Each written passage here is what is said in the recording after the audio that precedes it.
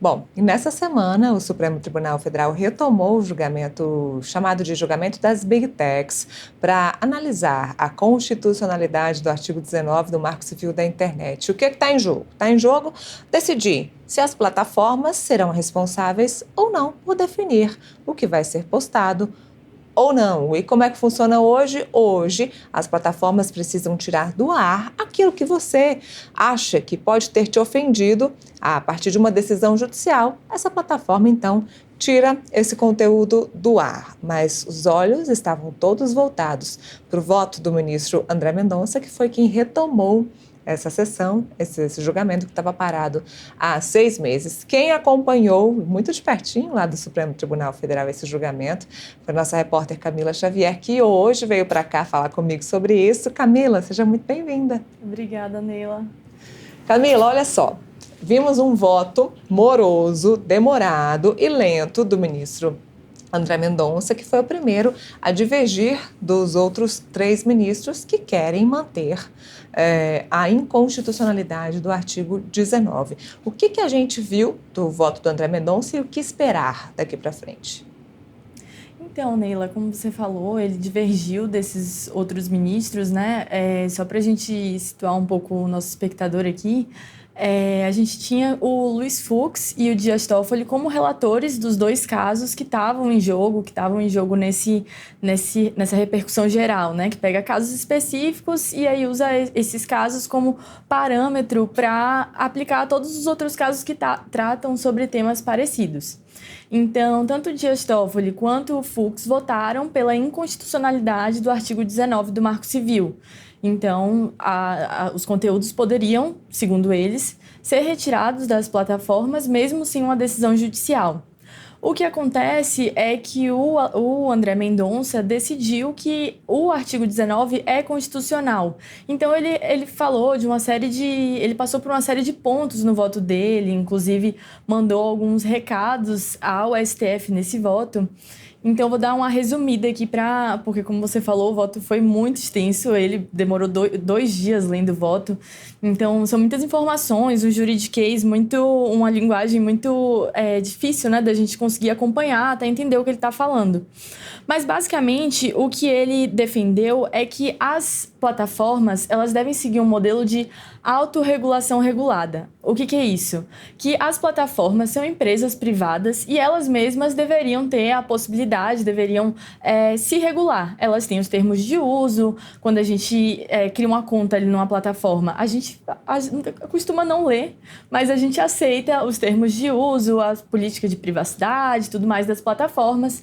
Então, elas mesmas já seriam responsáveis por monitorar ali o conteúdo, ver o que está de acordo ou não com as regras dessa plataforma. Então, isso já deveria bastar, segundo ele. Não deveria existir a possibilidade de uma pessoa se sentir incomodada com um determinado conteúdo e mandar uma notificação extrajudicial e a plataforma ser obrigada a retirar, segundo ele. A gente tem até um vídeo, porque, enfim, a gente vai falando e aí fica, às vezes, um pouco difícil da gente lembrar exatamente o que falou. Se a gente puder rodar esse vídeo que ele fala da autorregulação regulada, a gente consegue até explicar um pouco melhor do que ele pensa em relação a isso. A gente tem aí, produção? Dentro do marco legal que temos, nós temos o judiciário com, entre aspas, a responsabilidade de, em verificando uma situação, proceder uma determinação específica em relação às empresas. Eu penso que essa matéria, e é isso que eu proponho aqui, fazendo um apelo aos poderes legislativo e executivo para que atualizem a legislação. Eu entendo que a legislação precisa ser aprimorada em vários aspectos e a elaborem a partir de políticas públicas relacionadas à temática em questão, mas propondo como marco essa autorregulação regulada, ou seja, como desenho essa sistemática. Precisa ser um órgão independente. Se eu pudesse hoje olhar no que nós temos de instituições dentro de poder executivo, eu entendo que a controladoria, porque eu sei que ela já faz um trabalho de auditagem de programas de integridade, é uma instituição com um corpo não só muito qualificado, mas técnico e sério. Então, eu acho que essa é uma decisão, eu faço como um apelo para que isso seja feito, não só muito qualificado. Então, eu acho que essa é uma decisão, um apelo, em melhor medida, e ao mesmo tempo uma possibilidade de padrões, uma possibilidade de adaptações conforme as evoluções, e teria sempre a possibilidade de o judiciário funcionar como o equacionador de eventuais controvérsias. Então, é nesse sentido que eu faço esse apelo ao final do meu voto de construção de uma alternativa que penso deve partir em adotando-se essa perspectiva do próprio Poder Executivo, né? Se é para se trabalhar numa questão de um órgão, mas também pode, logicamente, ter uma perspectiva aí conforme a situação de uma iniciativa do Legislativo. Senhor presidente, agradecendo a atenção de todos, eu quase que religiosamente concluo às 18 horas, religiosamente. Então, o que ele fala nesse voto é basicamente isso. As plataformas, ele defende muito essa questão de que uma regulação das redes sociais deveria ser feita por quem tem o poder para isso, que seria o Legislativo, que é uma crítica que o STF recebeu bastante nesses últimos dias, de que o STF estaria legislando, estaria ultrapassando os seus poderes, né, criando uma regulação para as redes sociais. Então, ele defende essa linha de que o judiciário, na verdade, deveria manter o poder de determinar o que fica, o que sai das redes sociais. O judiciário seria o responsável por dar essas balizas, esses parâmetros, né? Que não deveria ser um algoritmo, as plataformas não deveriam ter esse poder de determinar. Então, ele defende bastante esse ponto.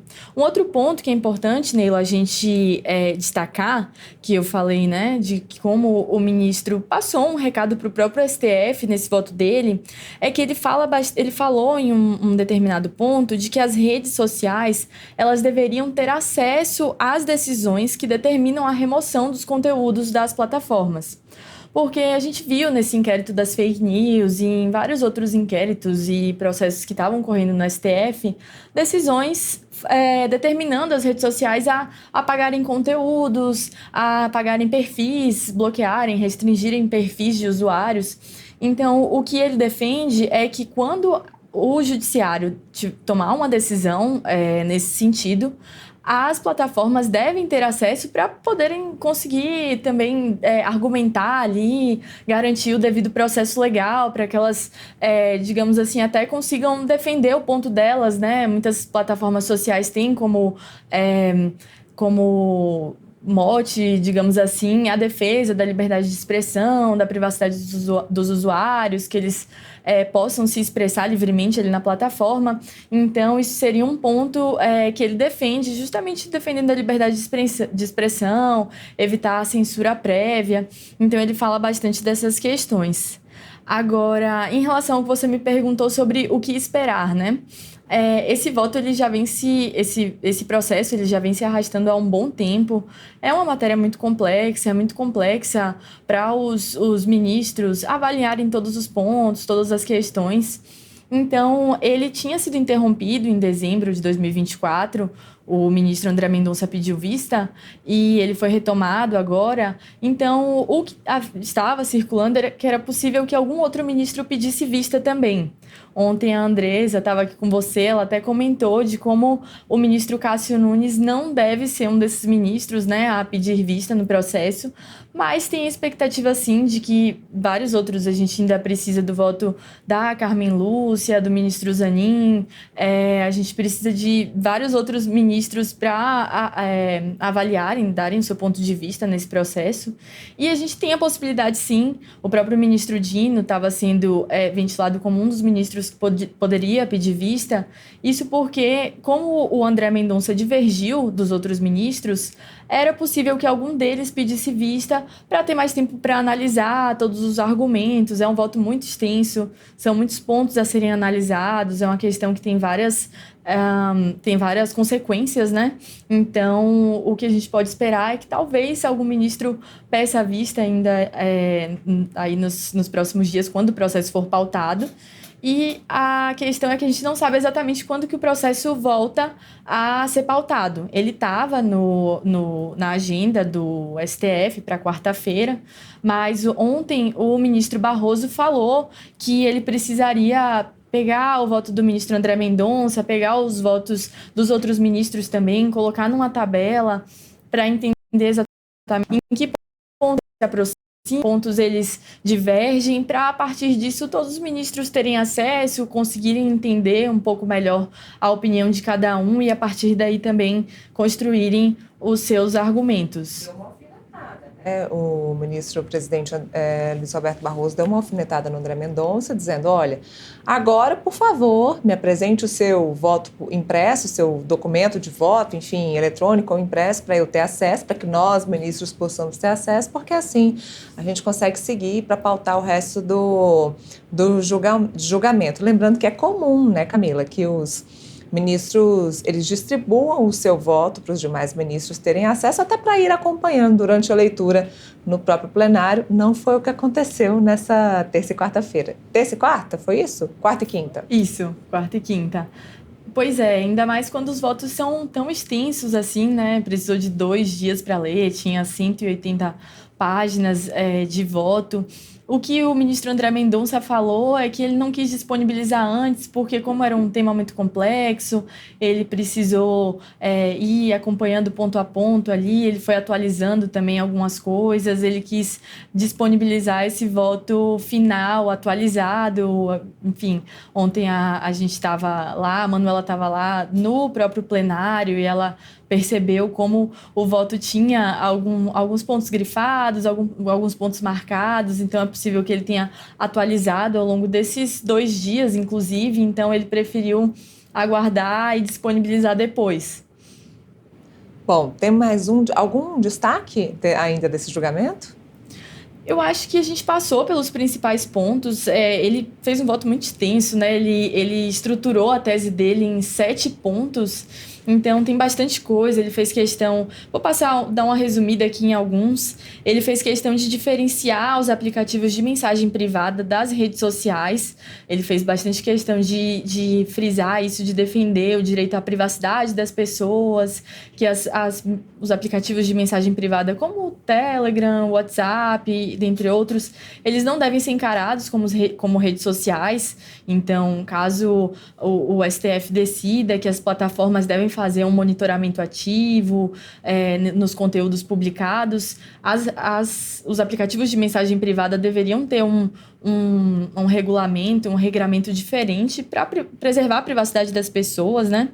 Ele também falou sobre como é inconstitucional remover os perfis de usuários sem decisão judicial, exceto quando eles são comprovadamente falsos ali. Uma pessoa cria um perfil fake de alguém e a pessoa consegue comprovar a identidade dela, comprovar que aquele perfil não diz respeito a ela, não foi ela que criou. Então, ele fez bastante questão também de frisar isso, da importância de se ter uma decisão judicial para poder remover perfis, porque caso os perfis fossem removidos antes de uma decisão judicial, isso poderia configurar a censura prévia, que é uma grande preocupação, inclusive de plataformas digitais, de veículos de notícias, de conteúdos que estão observando essa questão. Se a gente puder, eu acho que dá até para a gente rodar. A gente tem esse vídeo de supressão de perfis, caracteriza a hipótese de censura prévia, que a gente consegue também ouvir um pouquinho do que ele falou sobre isso. Sob tal enfoque, em última ratio, a supressão de perfis caracteriza hipótese de censura prévia. ao suspender o perfil de determinado usuário ou o acesso aos serviços de toda uma plataforma digital, em razão de produção sistemática de desinformação, por exemplo, busca-se impedir a veiculação de novas manifestações, ante o risco de se consubstanciarem em novas transgressões ao ordenamento jurídico. Dito de forma direta, para evitar nova manifestação que possa configurar um ilícito, tolhe-se a possibilidade de qualquer manifestação. Por tais razões, para além da impossibilidade de se responsabilizar a plataforma por discurso proferido por terceiros, notadamente nos casos em que não se consiga identificar violação direta aos seus termos de uso e condição ou à legislação de regência, ensejando situação de dúvida interpretativa, no caso dos perfis, entendo que a supressão de maneira autônoma somente pode ocorrer nos casos em que se tratar de perfil robô, de perfis comprovadamente falsos ou de perfis que, a priori, já estejam estabelecidos para a prática criminosa. Eu queria... Divide a tela comigo aqui, produção, eu e a Camila, por favor. Isso, legal. Bom, eu só queria encerrar nossa conversa fazendo um destaque para um ponto que houve críticas por o Supremo Tribunal Federal estar legislando sobre esse assunto. O ministro-presidente Luiz Roberto Barroso acabou falando sobre isso também no início da sessão, disse que ele está resolvendo ali um problema no mérito de duas ações específicas e que quando o Congresso legislar sobre isso, o que vai valer é o que está previsto, o que estará previsto pelo Congresso, mas o Congresso já legislou sobre isso e nós temos aí o Marco Civil da Internet, que é o que o Supremo, mais uma vez, vem questionando, né, Camila? Sim, exatamente. O Marco Civil é a lei que a gente tem no Brasil para regular essas plataformas digitais, o uso da internet. Algumas das críticas que a gente tem a essa legislação é que ela brasileira, é que a gente está um pouco ultrapassado, digamos assim, porque a lei é de 2014, mas o que acontece é que ela é bem clara em regular essa questão da manutenção ou da exclusão de conteúdos nas plataformas digitais, então não é como se a gente tivesse um buraco aí na lei que não regula sobre isso. Existe algo bem claro sobre essa questão. O ministro André Mendonça foi bastante firme na posição dele de que é a lei que a gente tem, de que ela é constitucional e de que ela deve ser mantida. Então, a posição dele é essa. Os ministros foram, além do Barroso, o Toffoli também fez questão de dar um aviso antes, de dar a opinião dele sobre isso, de que a posição deles não configuraria censura prévia, mas seria uma questão de responsabilidade civil. Então, tem, de um lado, o Supremo, alguns ministros, né, do Supremo defendendo essa questão, defendendo que o Supremo deve, sim, julgar esse caso e opinar sobre e regular, né, se o Marco Civil é constitucional ou não. E, do outro lado, mais isolado, o ministro Mendonça acreditando que não é a lei que a gente tem, que a gente deve seguir com ela. Olha, eu até poderia dizer que semana que vem seria tranquila no Supremo Tribunal Federal, porque a gente não sabe se esse assunto vai ser pautado para a semana que vem, mas tem um assunto ainda mais polêmico, que é a oitiva dos réus do 8 de janeiro, ali do Núcleo 1, que inclui quem? Jair Bolsonaro. Exatamente. Semana que vem nós vamos ter uma cobertura, inclusive, especial sobre isso, de segunda a sexta-feira, os réus dando os testemunhos deles. Então, inclusive, esse é até um dos motivos, né? O ministro Barroso falou da possibilidade de colocar o voto do André Mendonça e dos outros ministros numa tabela para todo mundo ter tempo de analisar, mas a gente sabe que o Supremo vai estar muito atribulado com esses testemunhos apenas na primeira turma, né? Que não é composta por todos os ministros, mas ainda assim vai ser algo que vai tomar todos os holofotes, tanto do STF quanto daqui do nosso lado da imprensa. Maravilha! Semana que vem estaremos juntas, então, você no Supremo e eu por aqui, a gente abordando, vendo como é que vai ser como serão essas oitivas, porque elas serão transmitidas, viu, pessoal? As últimas oitivas de mais de 50 pessoas que foram ouvidas aí como testemunhas, não tinha vídeo, os vídeos vieram depois.